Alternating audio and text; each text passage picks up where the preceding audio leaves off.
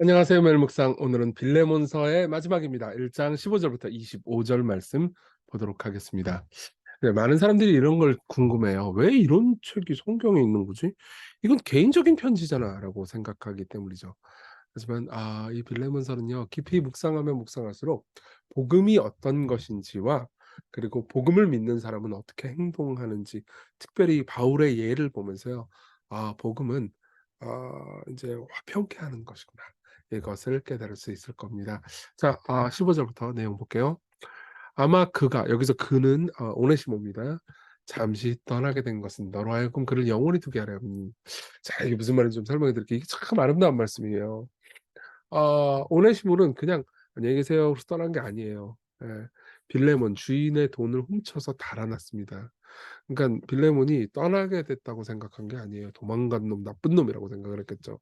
여기서 떠나게 됐다라고 이제 한국말로 번역한 것은 수동태이기 때문이에요. 그리스어로 수동태인데, 이 학자들의 연구에 따르면요, 이것을 신적 수동태라고 부릅니다. 그러니까 하나님께서 하신 일이라는 거죠. 하나님께서 그의 죄를, 오네시모의 죄를 사용하셔서 오히려 역이용하셔서 이런 거죠. 오네시모는 아마 이랬을 겁니다. 빌레몬의 집에서 살고 있으니까 빌레몬이 설교하는 것도 들었을 거예요. 빌레몬이 먼저 예수님을 믿었습니다. 그리고 이제 오네시모를 전도를 했을지도 모를 일이에요. 오네시모는 생각하겠죠. 야, 이 지긋지긋한 이 이상한 종교 믿고, 아우 그냥 돈이라 그냥 빨리 벌었으면 좋겠는데, 에이씨 모르겠다. 그러면서 돈 이렇게 슈킹 해가지고 이제 튀었단 말이에요. 근데 오네시모는 몰랐지. 그게 하나님의 더 큰 은혜, 하나님의 작전의 일부였다는 것. 그러니까 빌레몬한테 이렇게 얘기해 주는 거예요, 바울이요. 야, 그 더 큰 작전의 일부였단다. 너를 떠나는 게 아니야. 오히려 너로 하여금 그를 영원히 두게 함이라.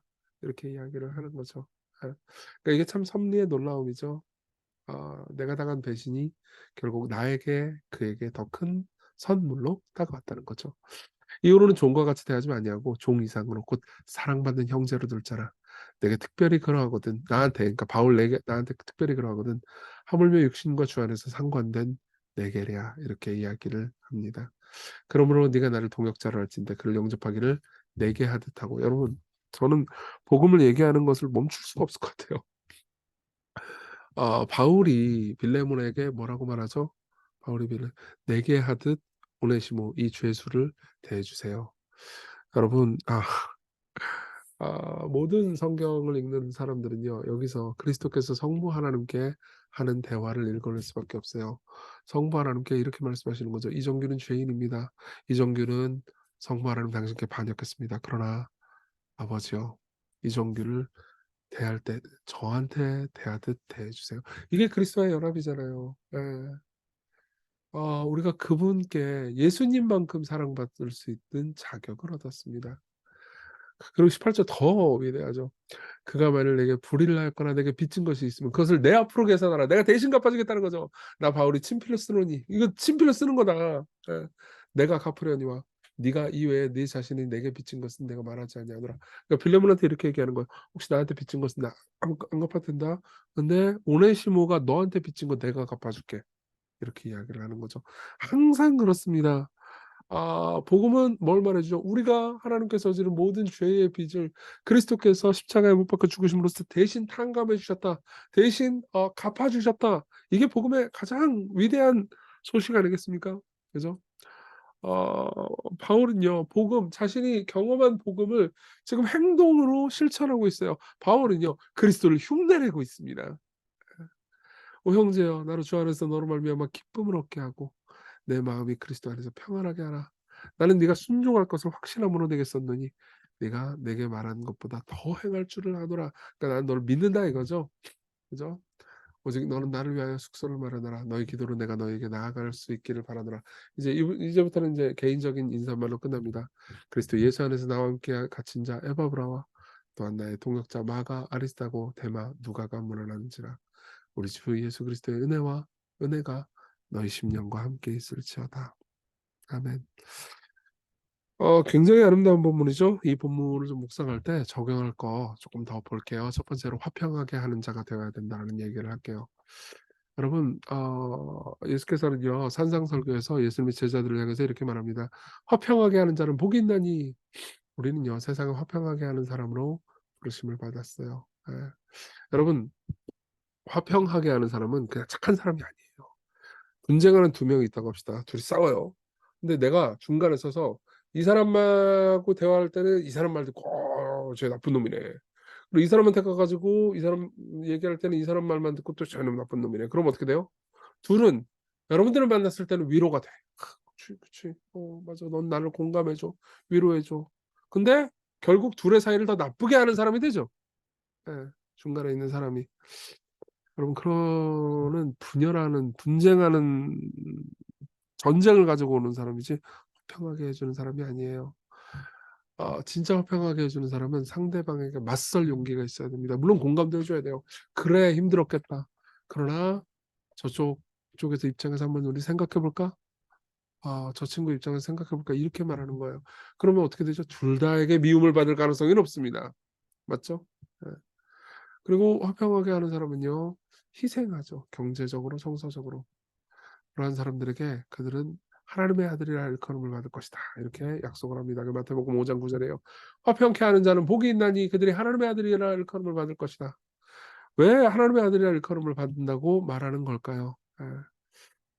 진짜 하나님의 아들이 한 일을 똑같이 하고 있는 거죠. 여러분, 예수님을 믿는 사람들은요, 그리스도께서 우리를 위해서 하신 일을 믿고 받아들일 뿐만 아니라 변화되어서 그리스도처럼 흉내내고 그리스도를 따라서 살아가는 사람들을 의미합니다. 예. 그리스도께서는요, 우리와 하나님을 화평하게 하려고 이 땅에 오셨어요. 그래서 진리를 전하셨죠. 근데 어떻게 됐어요? 사람들에게는 외면받았죠. 그리고 하나님께도 십자가에서 저주와 진노를 받으셨습니다. 왜요?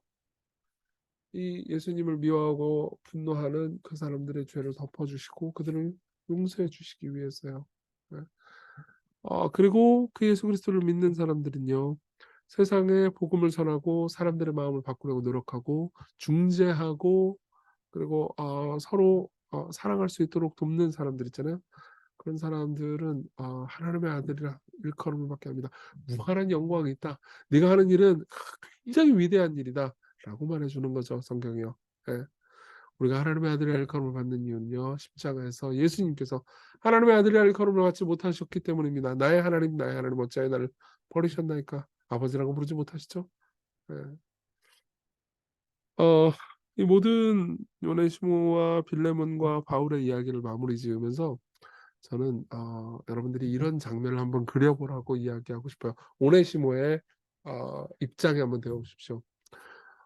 나는 죄를 저질렀습니다. 그러다가 아버지 같은 바울을 만나서 복음을 들었어요. 그리고 회개했습니다. 예. 그리고 이제 내가 지금까지 살았던 삶을 살면 안 된다고 확신하기 시작했어요. 그리고 원래대로 돌아갑니다. 자기가 자기를 잘 대해줬지만 자기가 배신했던 그 주인에게로 다가가요. 자, 보세요. 혼자 아무것도 없이, 아무 두루마기도 없이 그냥 주인에게로, 빌레몬에게로 갔다가 해봐요.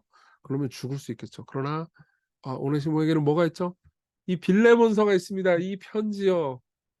이 편지 잃어버리면 큰일 나요. 예. 이 편지를 붙들고 이 편지를 소중히 간직하고 갔겠죠. 예. 그리고 빌레몬이 자기를 봤을 때 "저 새끼 죽여!" 이렇게 말했을 수도 있습니다. 죄송해요. 예. 이 하여튼 연기력이 너무, 예? "저 녀석을 죽여라!" 그런데 오네시모는 어떻게 할 수 있죠? 바울의 친서입니다. 일단 이것부터 읽어 봐 주세요. 예. 필레몬은 당연히 바울의 친서라고 하니까 바울이 직접 쓴 거거든요. 읽어 보겠죠.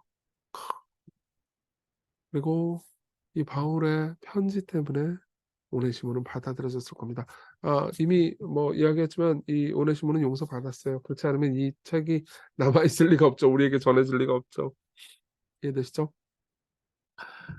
이거는 우리가 그리스도 안에서 얻은 칭의를 상징해 주는 내용물일지도 모릅니다. 예. 우리가 그리스도 안에서 그리스도만큼 의롭다고 여긴 칭의를 가지고 우리는요, 우리가 배신한 존재 성부 하나님께로 갑니다. 그리고 성부 하나님은 우리를 버리지 않으세요. 사랑해 주십니다. 우리를 기꺼이 안아 주십니다. 예. 여러분, 하나님께서 여러분들을 위해서 행하신 일을 여러분들도 이웃을 위해서 행해야 되지 않겠습니까? 저도 힘든 거 압니다. 저도 힘들어요. 못 해 먹겠어요. 그러나 복음이 우리에게 그 힘을 주리라고 믿습니다. 우리 같이 기도해요. 화평하게 하는 자로 성장하게 해 달라고. 세상의 분열과 이간질을 가지고 오는 사람이 아니라 복음의 은혜로 사람들을 변화시키는 삶을 살게 해 주세요. 그리스도께서 나를 위해서 하신 일을 정말 그것을 사랑하고 깊이 누려야 여러분들은 그 일을 할 수 있어요. 복음을 깨닫게 하소서. 우리 같이 기도합시다.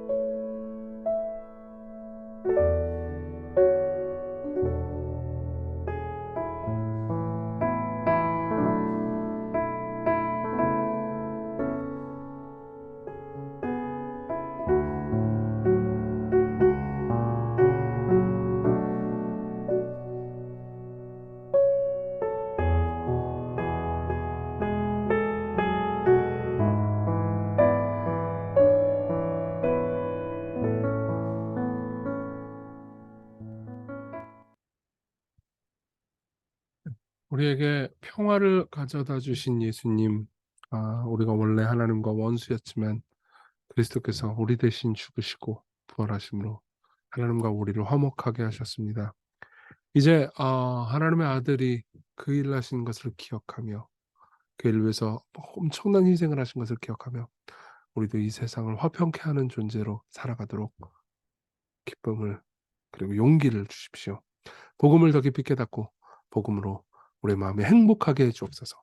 예수님 이름으로 기도했습니다. 아멘. 네, 하나님의 은혜 안에서 오늘 기쁜 하루 되세요.